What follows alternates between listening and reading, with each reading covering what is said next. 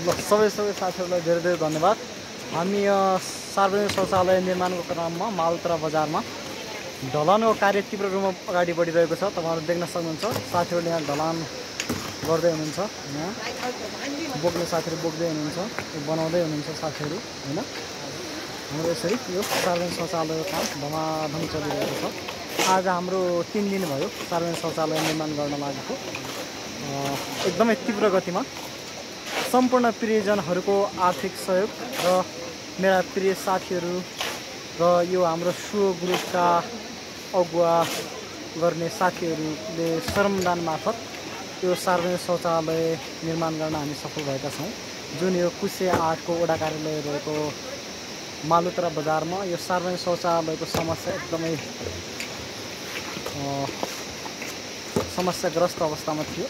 त्यसलाई हामीले सम्बोधन गर्ने क्रममा सम्पूर्ण साथीहरू मिलेर, युवाहरू मिलेर, हाम्रा केही मनकारी साथीहरूले हामीलाई यो निर्माण गर्नको लागि सिमेन्टहरू किन्ने र मिस्त्री ज्याला दिनको लागि आर्थिक सहयोग पनि गर्नुभएको छ। उहाँलाई म यही भिडियो मार्फत धेरै धेरै सम्झिन चाहन्छु। हामी सो ग्रुप लगायत म स्वयं व्यक्तिगत रूपमा पनि तपाईँहरूप्रति हार्दिक कृतज्ञता व्यक्त गर्न चाहन्छु।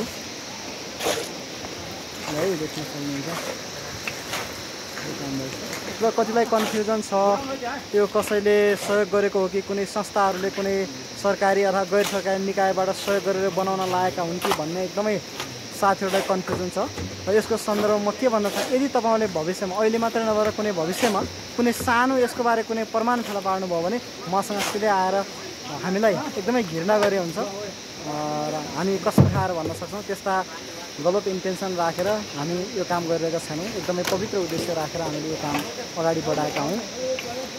र अरू साथै फेरि अर्को के कन्फ्युजन, यो सो ग्रुप भनेको के हो भन्ने तपाईँलाई फेरि कन्फ्युजन हुनसक्छ।